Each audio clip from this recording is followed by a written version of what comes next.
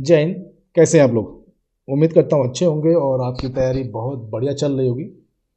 एक भाई का क्वेश्चन था कि सफल कैसे हों।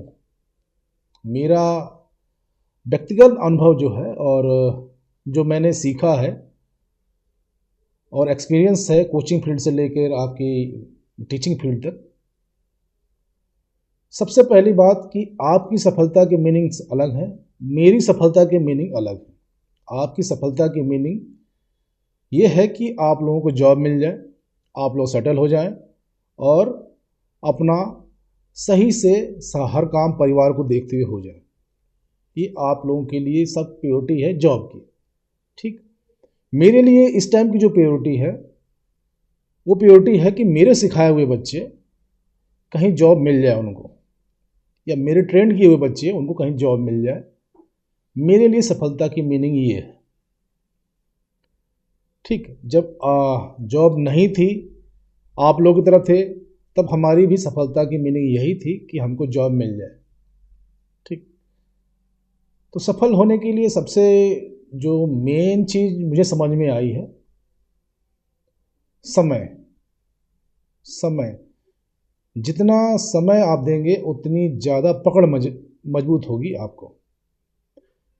एक एग्जाम्पल तो नहीं, लेकिन लाइफ का एक्सपीरियंस मैं बता रहा हूँ आपको। जब मैं स्पोर्ट्स कॉलेज में था, गुरु गोविंद सिंह स्पोर्ट्स कॉलेज, तो वहाँ पे सीनियरिटी जूनियरिटी 94 में बहुत ज़्यादा थी।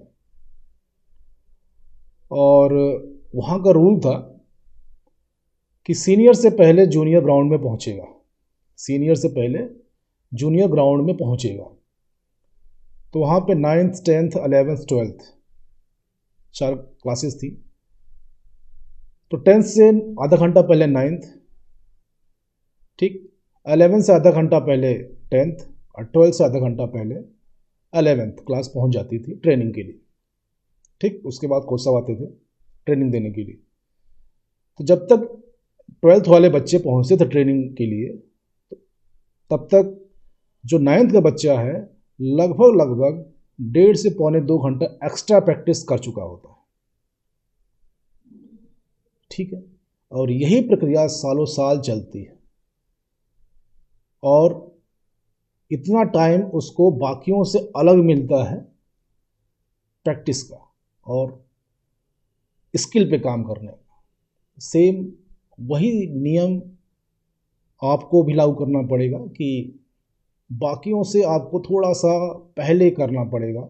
सपोज कोई 4 बजे पढ़ रहा हो, जैसे एक कपिल देव जी का आर्टिकल था, मैंने पढ़ा था कि 4 बजे तक वो ग्राउंड में पहुंच जाते थे अर्ली मॉर्निंग। जब लोग सो के उठते थे तो पहुंच जाते थे। इसका मतलब 3 बजे के आसपास उठते थे तब पहुंच जाते थे। ठीक है, और एक जॉर्डन है, उनका एक कोट था कि जब लोग प्रैक्टिस के लिए जाते थे तो प्रैक्टिस के करके वापस आते थे। तो मेहनत बहुत ज़रूरी है और एक बार आप सफल हो गए तो बहुत चीज़ें आपकी रिजॉल्व हो जाएंगी, सॉल्व हो जाएंगी।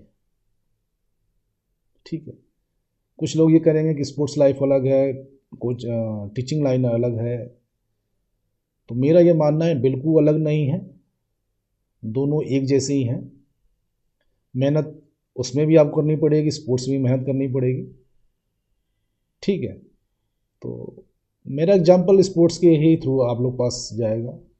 और एक कोट और है, नोट कर लीजिए, ज़िंदगी में अगर चमकना है तो घिसना पड़ेगा।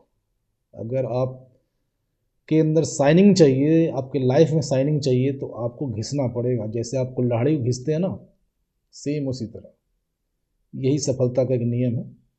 बाकी कोचिंग संस्थान और टीचिंग इंस्टीट्यूट कोच सबको एक जैसा ही ट्रेनिंग देते हैं, एक जैसा ही प्रैक्टिस कराते हैं। हम लोग के साथ भी, हमारे बैच में भी आ, बहुत से लोग इंटरनेशनल हुए हैं, बहुत से लोग अच्छी जगहों पे हैं, थे, हैं, और बहुत से लोगों का कैरियर बहुत अच्छी जगह है। सभी को हमारे कोच ने एक जैसी ही ट्रेनिंग दी है, एक जैसी ही ट्रेनिंग दी थी, एक जैसी ही पढ़ाई कराई थी। तो कोच एक बारिश की तरह है, या टीचर या कोचिंग जो संस्थान जो पढ़ा रहे हैं एक बारिश की तरह है, बशर्ते आप कितना उसमें से एब्जॉर्ब करते हैं वो आपके ऊपर है। ठीक है, बुक जो आप पढ़ रहे हैं वही बुक आपका प्रतियोगी जो कंपटीटर वो भी पढ़ रहा होगा। आप उस बुक से कितना लेते हैं ये आपके ऊपर है। ठीक है, इस तरह है। और बारिश, गुरु का ज्ञान या बुक का ज्ञान एक बारिश की तरह है। आपका जितना बड़ा बर्तन होगा उतना उसमें ज्ञान इकट्ठा होगा। ठीक है, तो कुछ लोग ये कहेंगे रोज बकवास करने आते हैं, लेकिन आप लोगों का कमेंट्स का जो रिप्लाई था वो मैंने किया। बाकी आप लोग की इच्छा। जय हिंद, जय भारत, खुश रहिए, स्वस्थ रहिए, मस्त रहिए और पढ़ते रहिए।